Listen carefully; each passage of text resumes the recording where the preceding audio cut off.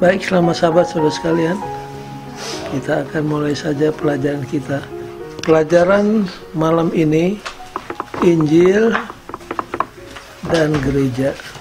Dibandingkan dengan pelajaran-pelajaran sebelumnya, pelajaran hari ini sangat apa? Highly practical. Memang kalau saudara pelajari tulisan Paulus, umumnya tulisan Paulus terbagi dua. Bagian pertama, dia kasih theological foundation, doktrin, teologi yang seringkali membuat orang jadi bingung. Tapi selalu ditutup dengan apa? Practical application. Mana yang perlu? Lebih perlu. Dua-duanya sangat perlu.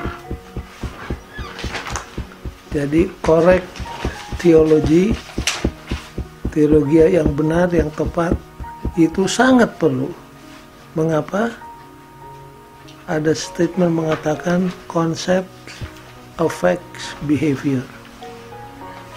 Konsep kita tentang sesuatu akan mempengaruhi perilaku kita. Jadi kalau konsepnya salah, perilaku bisa apa? Salah. Jadi doktrin yang benar sangat penting, walaupun seringkali susah dimengerti. Malam hari ini kita akan pelajari tentang the practical aspect of the gospel. Kita baca ayat intinya. Karena itu, selama masih ada kesempatan bagi kita, marilah kita berbuat baik kepada semua orang, tetapi terutama kepada kawan-kawan kita seiman. Selama masih apa? Masih ada kesempatan. As we have opportunity, marilah kita berbuat baik kepada semua orang, terutama sekali kepada mereka yang seiman. Yang hendak ditekankan di sana yang mana? Let us do good. Itu yang hendak ditekankan. Let us do good. Next please. The practical side of Galatians. Bagian kedua dari suratan ke jemaat-jemaat di Galatia sifatnya sangat praktikal. Baik, kita baca Galatia pasal 6 mulai ayat 1. Saudara-saudara, kalaupun seorang kedapatan melakukan suatu pelanggaran, maka kamu yang rohani harus memimpin orang itu ke jalan yang benar dalam roh lemah lembut, sambil menjaga dirimu sendiri, supaya kamu juga jangan kena pencobaan. Oke, ini nasihat yang sangat baik bagi kita semua. Restoring the fallen, memulihkan orang yang jatuh ke dalam dosa. Apa nasihat Paulus yang sangat praktikal di sini? Ada dua significant word, two significant words. Ada dua kata yang harus digarisbawahi dalam Galatia 6 ayat yang pertama tadi. Kalau dalam bahasa Inggrisnya yang pertama adalah overtaken.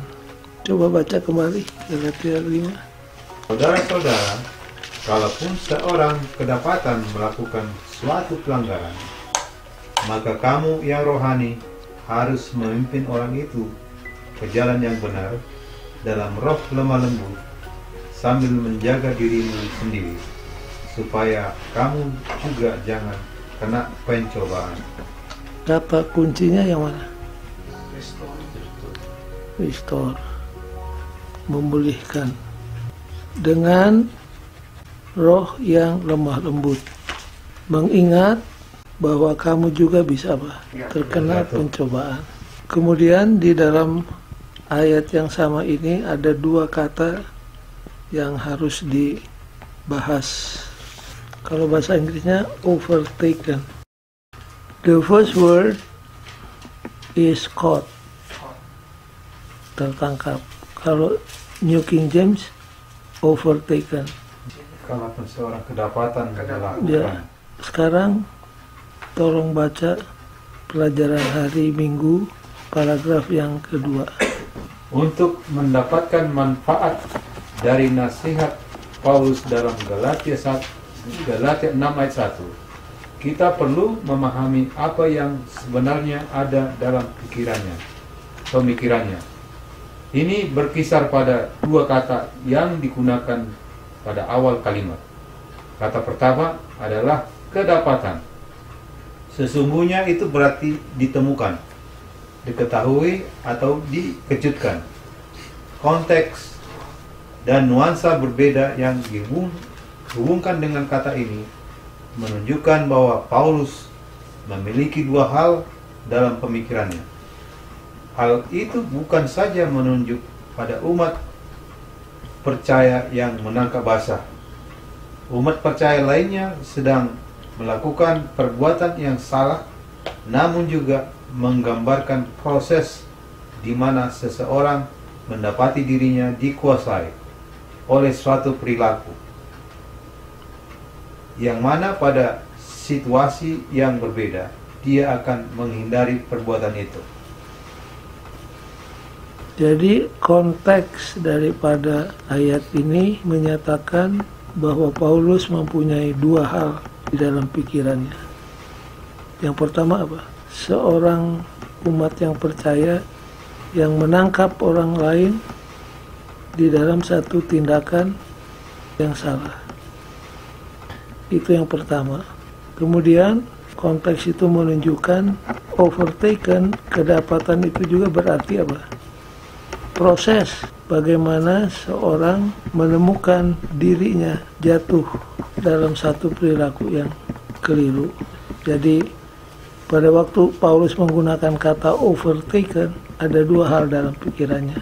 Satu, tentang seorang umat percaya yang mendapati saudaranya dalam perbuatan yang salah, atau juga menunjukkan kepada proses bagaimana orang itu sendiri mendapati dirinya jatuh. Yang kedua, nanti kita akan gabungkan. Kata yang kedua adalah ini, fault. Apa fault? Baca terus Pak Manurung. Nampaknya kesalahan yang Paulus sedang bicarakan di sini bukanlah suatu perbuatan yang disengaja. Ini dapat terlihat dari istilah yang digunakannya. Kata yang diterjemahkan pelanggaran atau dosa berasal dari kata paratoma dalam bahasa Yunani. Kata ini tidak merujuk pada perbuatan dosa yang disengaja, melainkan lebih menunjuk pada sebuah kesalahan, kejatuhan, atau kekeliruan. Surat ini memberikan pengertian tertentu sehubungan dengan komentar Paulus yang sebelumnya tentang berjalan dalam roh.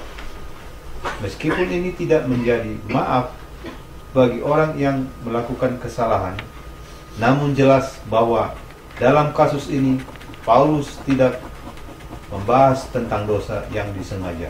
1 Korintus 5 ini 1 sampai 5. Jadi yang mau ditekankan di sini, saudara-saudaraku, bila mana seorang kedapatan berbuat pelanggaran, kedapatan berbuat pelanggaran, intinya, poinnya adalah pelanggaran yang Tidak disengaja. Ini tidak berbicara tentang willful presumption sin. Ya, itu poin yang harus diingat. Dari dua kata overtaken dan fault, intinya adalah bahwa dosa pelanggaran yang dilakukan bukan sesuatu yang disengaja, yang dilakukan dengan roh pemberontakan, bukan. Nah, bila mana hal ini terjadi, apa respons kita? Apa tindakan kita? Nomor 2, Heng. Next, please. The proper response, not condemnation, but restoration. Jadi kalau dirangkumkan pelajaran hari Minggu bunyinya bagaimana? Sesudah saudara mendengar keterangan dari pelajaran hari Minggu, ayat pertama Galatia 6 bunyinya bagaimana? Kalau kamu mendapati saudara kamu yang berbuat dosa, Dengan jangan kondem dia. dengan tidak sengaja ya. Dengan tidak sengaja jangan kondem, tapi malah kamu harus usahakan kembalikan, restore dia. Dengan spirit of gentleness, mengingat bahwa kamu bisa terkena pencobaan yang sama. Jadi intinya adalah ini, restoration, not apa, condemnation. Itu adalah inti daripada pelajaran hari Minggu. Practical advice yang kedua terdapat di hari Senin. Beware of temptation. Nah, kalau sudah pelajari, Paulus memberikan apa? Kata kuncinya apa? Warning. Ini dia. Warning. Apa warning? Amaran. Tapi kalau sudah pelajari, amaran yang dimaksud di sini bukan general warning that applies to the whole congregation, tapi apa? Perhatikanlah dirimu. It is a personal warning. Coba Hel, hari Senin, paragraf pertama.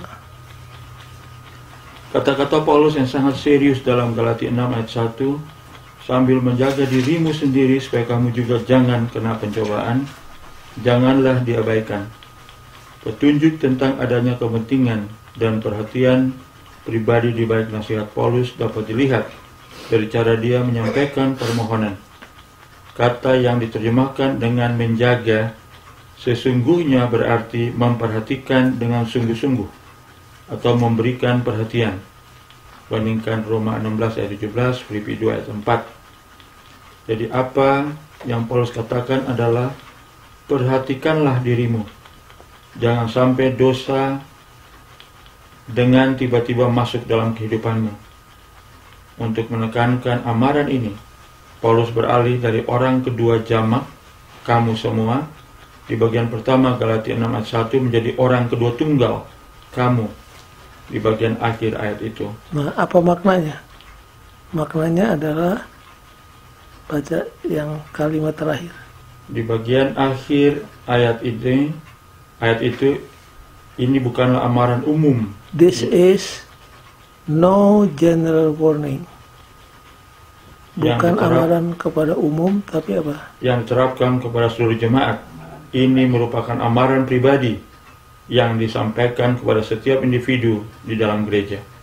Jadi kalau diperhatikan betul-betul kata yang digunakan dalam bahasa aslinya, kita dapat kesan bahwa Paulus bukan bicara secara general, secara umum, tapi apa? Personal.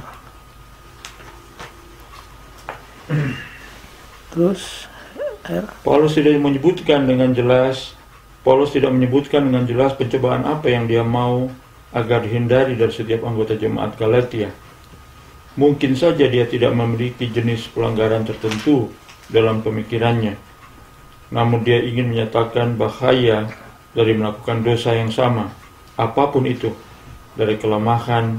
Itulah seharusnya mereka bertolong-tolongan agar dapat menang.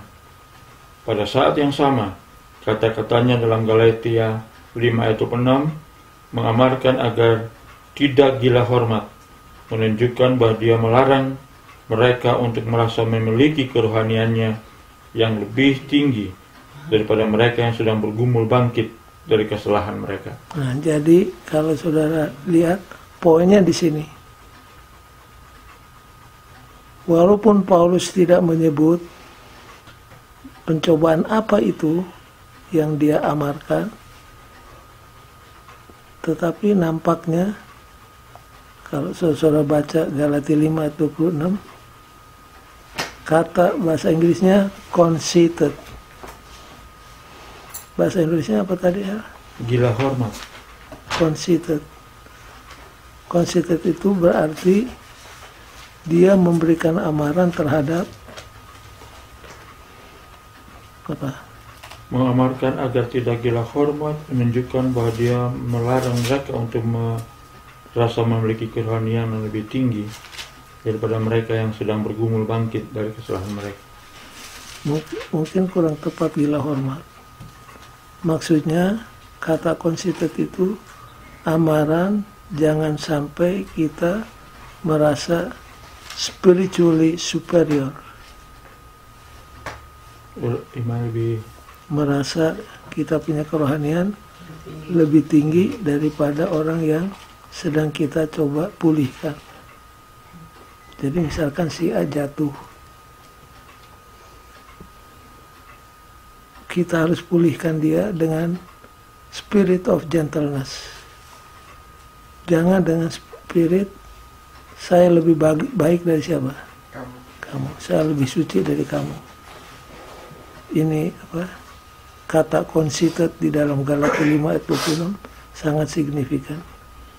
He is warning them against feeling that they are in some way spiritually superior to those whom they are restoring.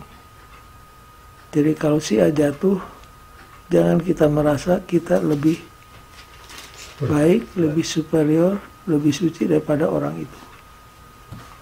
Melainkan kita harus pulihkan dia dengan the spirit of gentleness dalam ayat yang pertama tadi. Jadi tegurannya adalah tentang apa? Mereka yang mempunyai spiritually superior feeling. Nah, di nomor 2. Next. Di nomor 2 lebih jelas. The greatest danger to the Christian walk. Bahaya yang terbesar dalam kehidupan orang Kristen.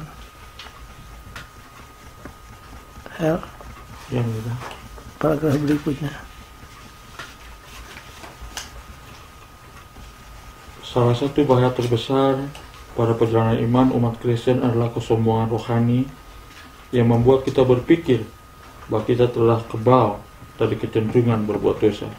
Jadi dosa yang salah satu dosa bahaya yang terbesar mengintai orang Kristen adalah apa? Kita merasa kebal. A sense of spiritual pride. Adanya perasaan kesombongan rohani yang membuat kita berpikir bahwa kita tidak akan mungkin apa? Berbuat dosa seperti itu.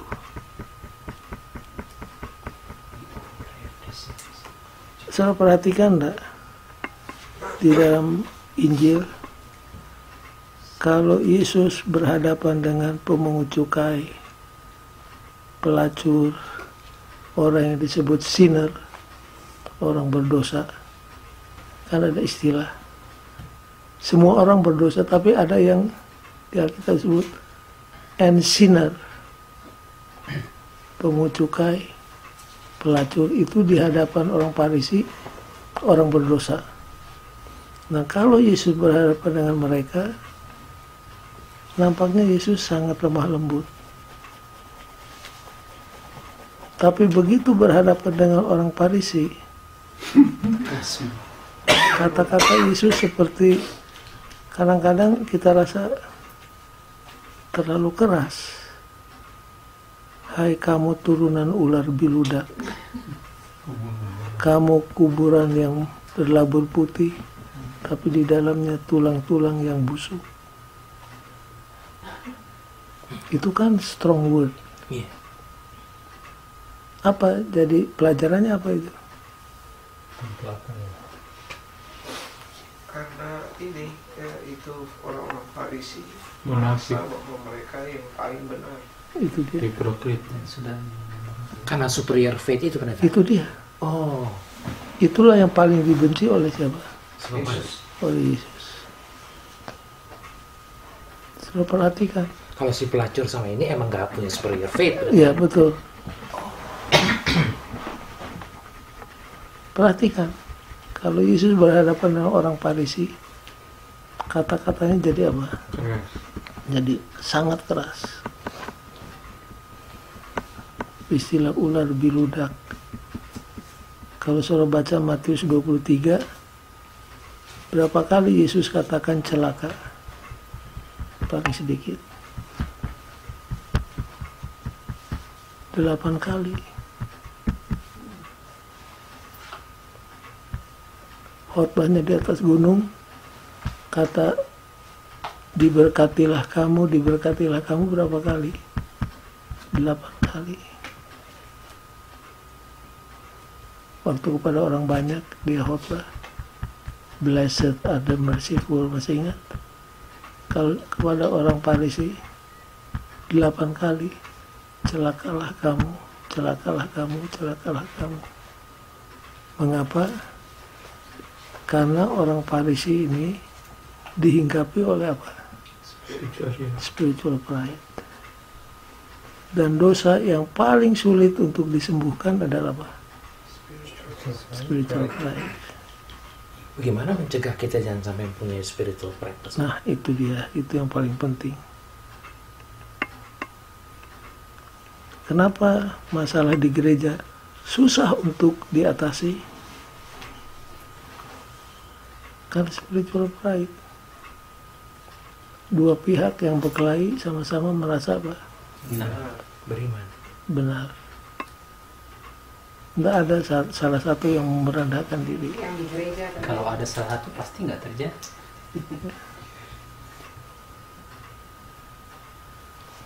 Kenapa Lucifer akhirnya dibuang dari sorga? Itu dia. Kalau baca buku sejarah para nabi, Tuhan memberikan kesempatan kepada Lucifer untuk apa? Untuk bertobat. Dan dia hampir bertobat. Dan Tuhan sudah berencana kalau sampai dia bertobat, mengaku kesalahannya, dia akan diapain? Kembalikan. Di reinstate, dipulihkan kepada jabatannya sebagai penghulu malaikat. Tapi apa yang mencegah dia untuk mengaku? Pride. Jadi kepada kita melalui pelajaran hari Senin diingatkan bahwa one of the greatest dangers to the Christian walk adalah sense of spiritual pride. Inilah yang membuat kita berpikir bahwa kita ini kebal terhadap dosa yang dilakukan oleh orang lain. Padahal, baca terus.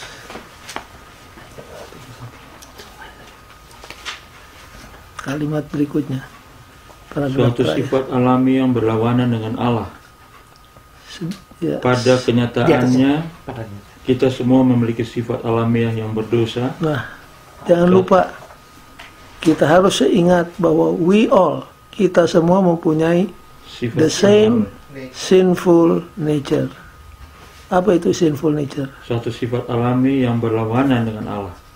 Nah, kita lebih cenderung untuk berbuat dosa daripada berbuat baik. Jadi ingat, we all have the same sinful nature. Harus ingat. Jadi harus hati-hati, harus waspada. Jangan sampai kita overconfidence dengan diri kita. Terus, demikianlah tanpa pengendalian kuasa roh Allah, kita dapat jatuh ke dalam perbuatan dosa apa saja, bila mana situasinya mengizinkan. Kesadaran tentang identitas kita yang sesungguhnya jika berada di luar Kristus, dapat menjaga kita agar tidak terjatuh ke dalam dosa, mengandalkan kebenaran diri sendiri. Hal itu juga akan menimbulkan rasa simpati yang lebih besar bagi orang yang kedapatan bersalah. Ini pelajaran yang sangat berharga. Lalu pertanyaan untuk direnungkan. Coba baca. Berapa kalikah Anda mendapati diri Anda sedang mempersalahkan orang lain, bahkan mungkin dalam hati, karena mereka melakukan dosa, yang mana di kemudian hari Anda sendiri melakukan dosa yang sama. Itu hanya untuk direnungkan. Jadi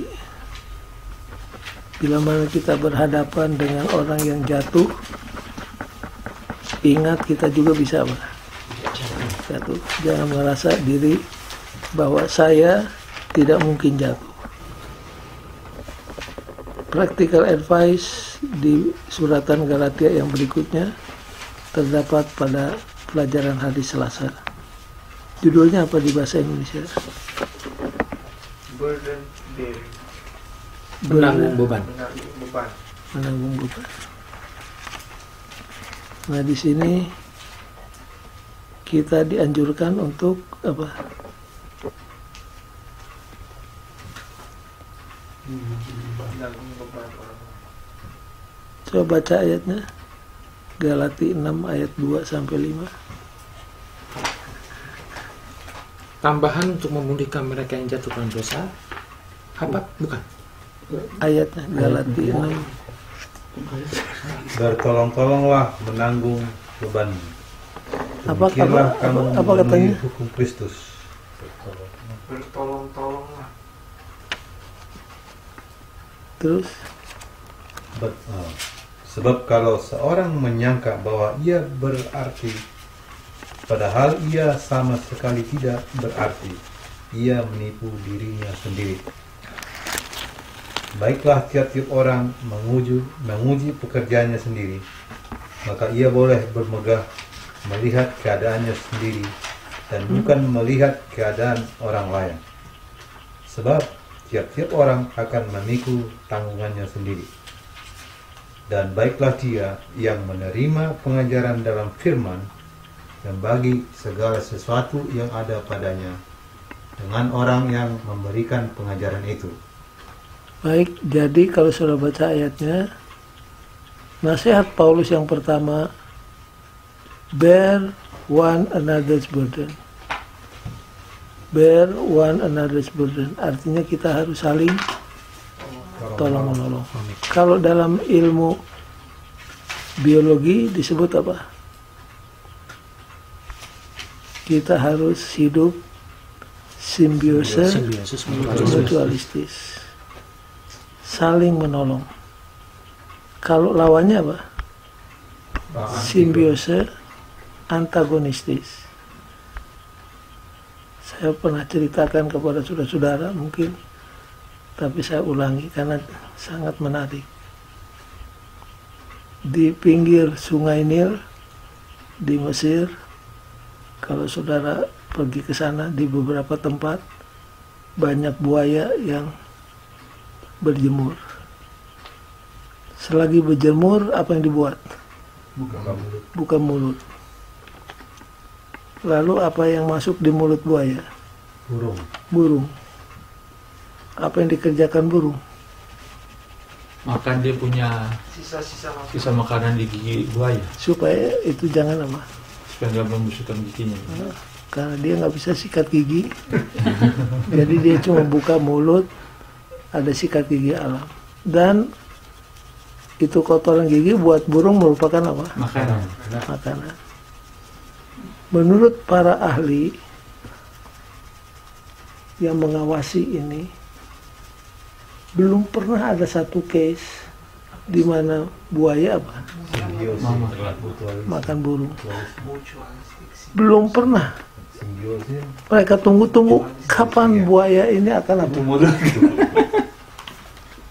pemburu-pemburu yang mengintai, memberikan kesaksian sudah bertahun-tahun, nggak pernah dilihat ada buaya yang apa. Beda dengan gereja Advent. Yang satu menolong, diapain? Ditutup, dimakan istilahnya.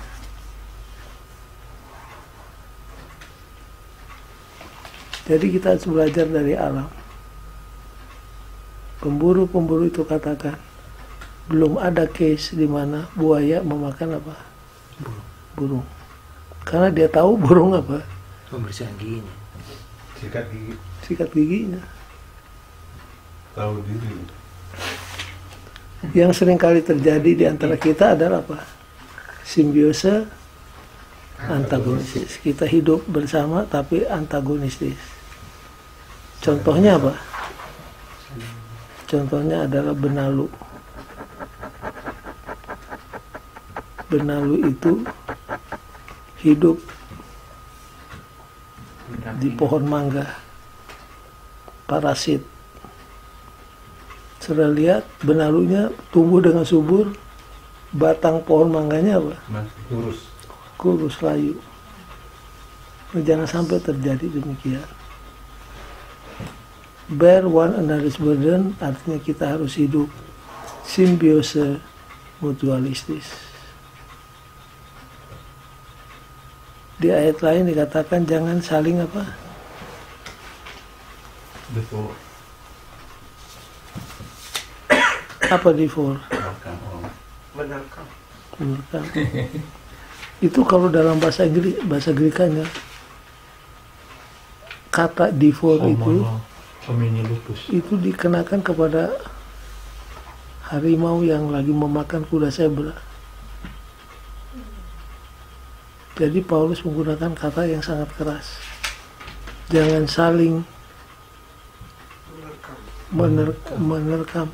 Devour itu apa ini? Devour itu apa? Singa seperti yang makan kuda zebra atau rusa itu. Devour itu mencabik. Ya, itu dia. Menerkam dan mencabik-cabik. Kalau dalam bahasa Gerikanya itu dia dipakai oleh Paulus. Jangan.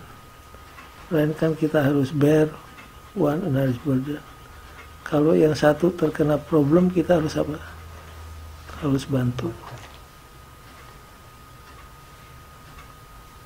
Coba baca keterangannya.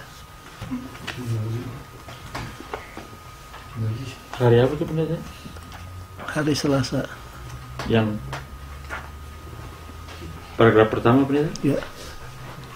Kata Yunani yang terjemahkan dengan tanggungan dalam Galatia 6 ayat 5 adalah baros. Kata ini sesungguhnya menyatakan beban yang berat atau beban yang harus dipikul dalam perjalanan yang cukup jauh. Perlahan-lahan hal itu menjadi sebuah kiasan bagi setiap jenis kesukaran atau kesulitan, seperti halnya beban pekerjaan sepanjang hari di bawah terik matahari.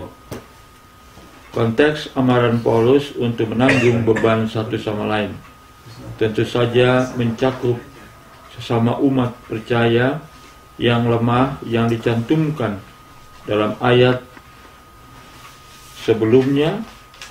Namun konsep pertanggungan beban yang dia pikirkan sesungguhnya lebih luas lagi. Petunjuk Paulus menyatakan beberapa pengertian rohani tentang kehidupan Kristen dan tidak boleh diabaikan begitu saja. Jadi dari nasihat ini ada beberapa spiritual insight. Spiritual insight yang jangan sampai kita abaikan. Ada berapa? A, B, C. Yang pertama, jangan lupa all Christians have burdens. Jadi kita harus saling apa? Tolong menolong. Walaupun burden itu berbeda jenisnya, tapi semua kita punya apa? Punya burden. Contohnya apa?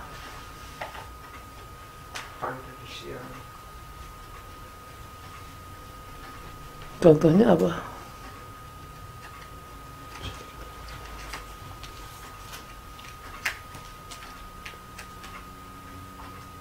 Pernah nggak di sidang saudara ini terjadi? Penyimpangan moral seperti skandal. All Christians have burden.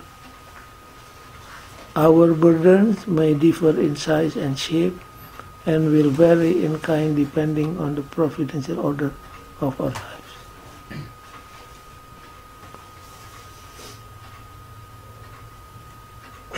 Ada orang punya family crisis. Ada yang burdennya lack of employment. Ini sering terjadi.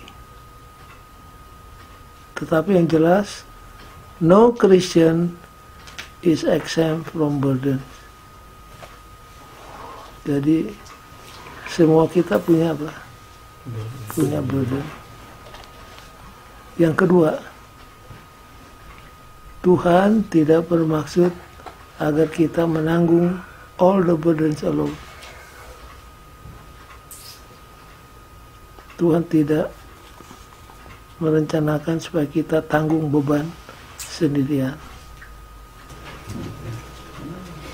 Jadi walaupun kita ada burden, dengan meringankan burden orang lain, Tuhan akan apa? Bekerja berkat lebih banyak. Itulah paradoks kekristenan. It is more blessed to give than to receive. Nah, yang kalau sudah simak di Galati pasal 6 ini, sepintas lalu seperti ada ketidakcocokan, ketidakserasian. Di satu ayat katakan, bear one another's burden. Tapi di ayat yang di bawahnya, biarlah masing-masing menanggung apa? Bebannya sendiri. Bagaimana itu? Disinilah untungnya orang yang belajar bahasa asli Alkitab, bahasa Greka. Keterangannya gimana?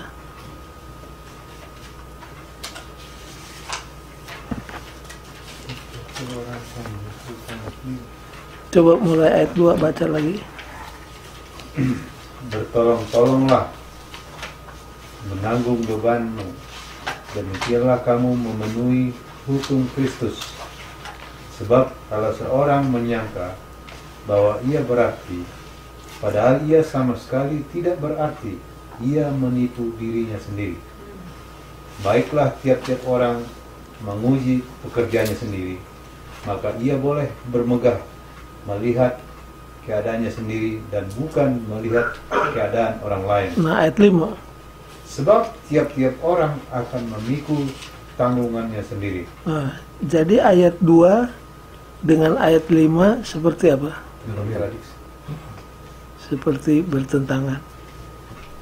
Yang satu dikatakan, hendaklah kamu saling memikul beban, one another's burden. Tapi di ayat 5, biarlah masing-masing memikul bebannya sendiri. Kalau NIV ayat 2, Heng, apa? Burden apa?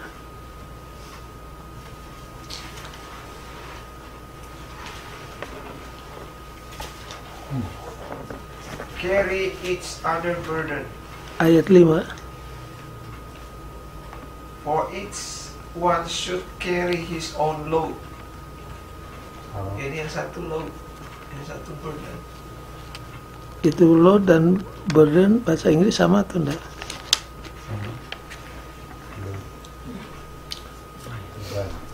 Muatan. Kalau bahasa aslinya sini ada perbedaan. Kalau bahasa Grekanya di ayat 2 apa? Baros. Baros itu apa? Tanggungan. Load yang sangat berat. Tanggungan yang dibawa orang dalam jarak yang jauh. Jauh. Bisa saling tolong nggak? Bisa saling tolong menolong nggak? Bisa. Karena terlalu Kalau baros, beban yang dipikul orang zaman dulu. Jadi kalau lihat orang memikul beban, kita katakan kamu punya beban terlalu berat, bagi dua. Jadi bisa dibagi bebannya. Tapi kalau saudara pelajari bahasa Greka untuk ayat 5, load, di ayat 5, load itu apa? Portion. Portion ini contohnya apa? ibu yang Orang hamil. Ibu yang Orang sedang hamil, iya. hamil. Nggak bisa gitu. Kita nggak bisa tolong dia. Nggak bisa. Berat itu. Apalagi kembar. Jadi keterangannya di hari Rebu. Di hari Rebu. Paragraf kedua. Ya, hari Rebu. Persoalan lain yang Ya. timbul dalam ayat ini, itu benar? Ya, Yaitu apa yang nampaknya menjadi kontradiksi dalam Galatia 6 ayat 2 dan Galatia 6 ayat 5. Masalah ini sebenarnya mudah untuk diselesaikan jika kita menyadari bahwa Paulus di sini menggunakan dua kata yang berbeda. nah kalau dalam bahasa Grekanya kelihatan. Cuma di bahasa Inggris diterjemahkan dengan kata yang sama. Burden dan load itu sama. Tapi kalau dalam bahasa Greka yang di ayat 2 itu baros. Di ayat yang kelima portion. Nah, terus Sebagaimana yang kita telah saksikan, kata untuk beban dalam ayat 2 dalam kurung baros merujuk pada sebuah beban yang harus dibawa dalam perjalanan yang jauh. jadi misalkan seorang budak disuruh memikul beban. Beban itu bisa dibagi dua. Kemudian Kata portion di ayat 5 menggambarkan sebuah kapal pengangkut barang, satu ransel prajurit, atau bahkan seorang bayi yang ada di dalam kandungan. Beban yang dulu dapat disingkirkan, namun beban yang terakhir tidak dapat diletakkan begitu saja. Seorang ibu yang sedang hamil harus membawa anaknya. Sebagaimana yang telah ditunjukkan oleh contoh-contoh tadi, ada beban yang dapat dipikul orang lain, namun ada beban yang lain yang tidak dapat seorang pun yang dapat menanggungnya bagi kita. Seperti beban perasaan bersalah, penderitaan, dan kematian. Semuanya ini kita harus bersandar sepenuhnya pada pertolongan Allah saja. Gitu. jadi ada beban seperti guilty conscience. Itu harus ditanggung sendiri, nggak bisa dibagi. Paling-paling kita berikan mengadu kepada siapa? Kepada Tuhan. Prinsipnya adalah apa yang bisa kita share, kita harus apa? Share. Jadi kita eksis di dunia ini untuk melayani orang lain. Jangan lupa. Jadi kalau saudara baca suratan Paulus kepada Galatia, seperti suratan-suratan Roma dan yang lain-lainnya, Paulus selalu mulai dengan teologi, diakhiri dengan practical application. Nah, malam ini kita bicara tentang yang praktikal dalam hidup kita. Kalau saudara-saudara baca suratan Paulus, banyak sekali one another. Hendaklah kamu saling membangun, build one another, love one another, respect one another, honor one another. Makanya orang katakan Injilnya Paulus adalah Injil one another, the gospel of one another. Oke, kita wrap up in conclusion.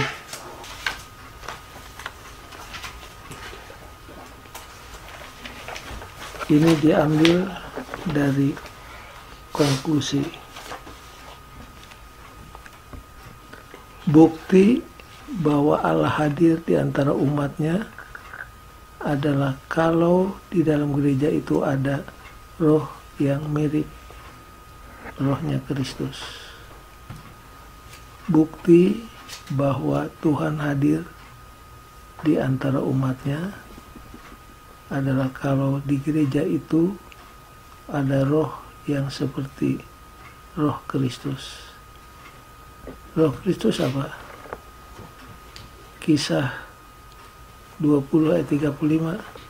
Dalam segala sesuatu telah kuberikan contoh kepadamu, bahwa dengan bekerja demikian, kita harus membantu orang-orang yang lemah dan harus mengingat perkataan Tuhan Yesus. Ingat perkataan Yesus. Sebab Ia sendiri telah mengatakan, adalah lebih berbahagia memberi daripada menerima. Nah, sekarang saya mau nanya, kan orang kalau katakan Yesus berkata begini-begini, dia kutip, mesti ada apanya? Referensinya. Seperti Yesus adalah tersurat. Itu di Matius. Itu tersuratnya di mana? Di buku Ulangan. Tapi ini ayat Kisah 20 ayat 35, Paulus katakan seperti yang Tuhan Yesus pernah katakan. Di mana? Nah, ada. Jadi saudara-saudara, ada yang dipakai oleh Paulus kutipan dari Yesus yang tidak disebutkan source-nya. Tapi Paulus dengan ilham Tuhan mendapatkannya. Tidak ada itu. Seperti ada tersurat. Yesus berkata, ada lebih berkat memberi daripada menerima. Tapi prinsipnya ialah bahwa kalau kita memberi, kita akan terima berkat. Nah, ini salah satu paradoks kekristenan. Kalau filsafat dunia lebih berkat menerima daripada memberi. Ini paradoks. Lebih berkat memberi daripada menerima. Tapi itulah yang harus ada di mana? Di gereja. Bukti bahwa Tuhan hadir di antara umatnya adalah kalau di dalam gereja roh seperti Kristus kelihatan. Apa roh Kristus?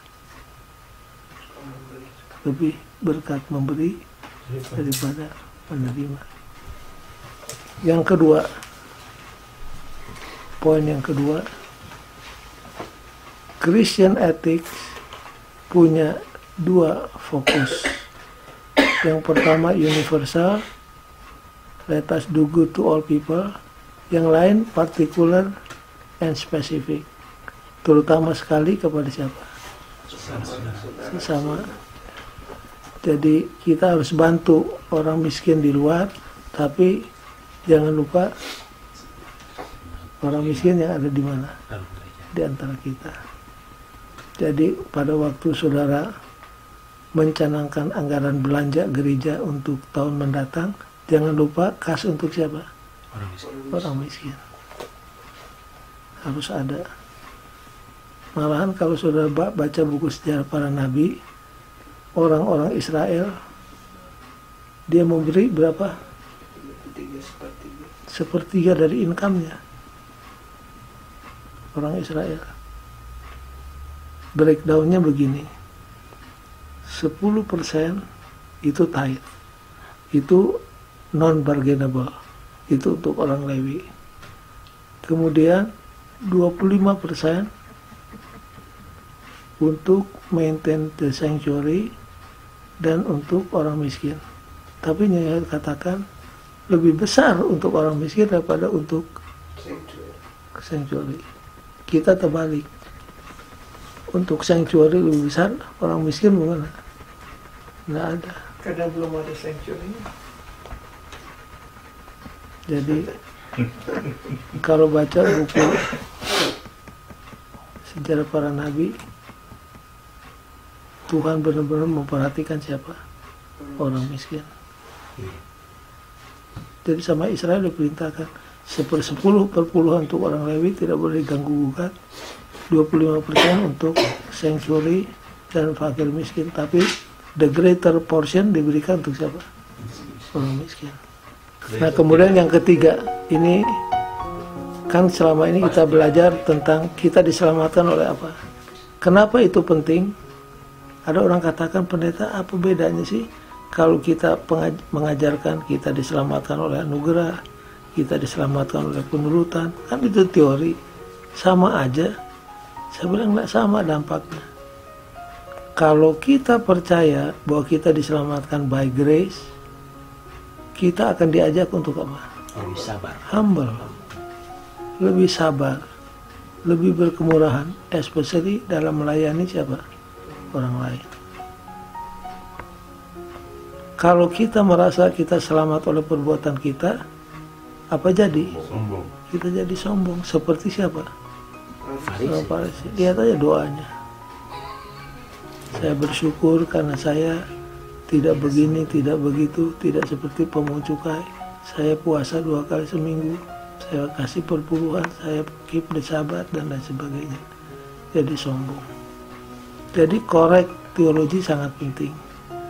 Kalau kita mengerti, menyadari bahwa kita selamat oleh anugerah, kita akan diajak untuk jadi humble, more patient, more compassionate in how we treat other people.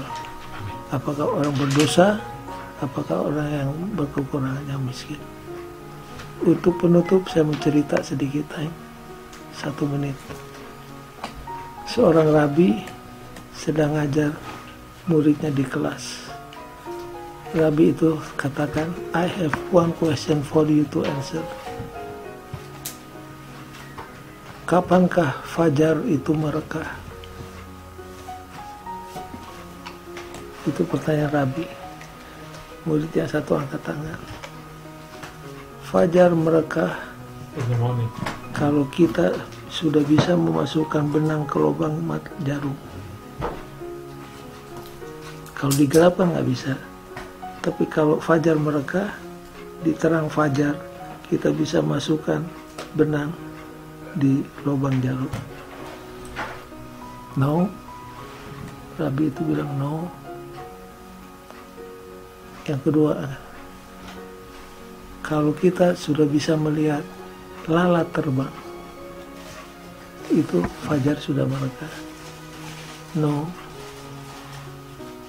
Jawabannya yang keluar. Akhirnya mereka katakan, we give up. Rabi itu katakan, fajar merekah bila mana kamu bisa melihat di setiap muka orang, orang itu adalah sesama manusia. Dia kutip Bapak Yesaya 58. Kalau kamu bagikan baju, makanan, air, maka terangmu akan bercahaya-cahaya. Jadi fajar itu sudah merekah dalam dirimu. Kalau kamu sudah bisa melihat di setiap muka orang, dia adalah sesama manusia yang harus kita bantu. God bless all of you. Terima kasih.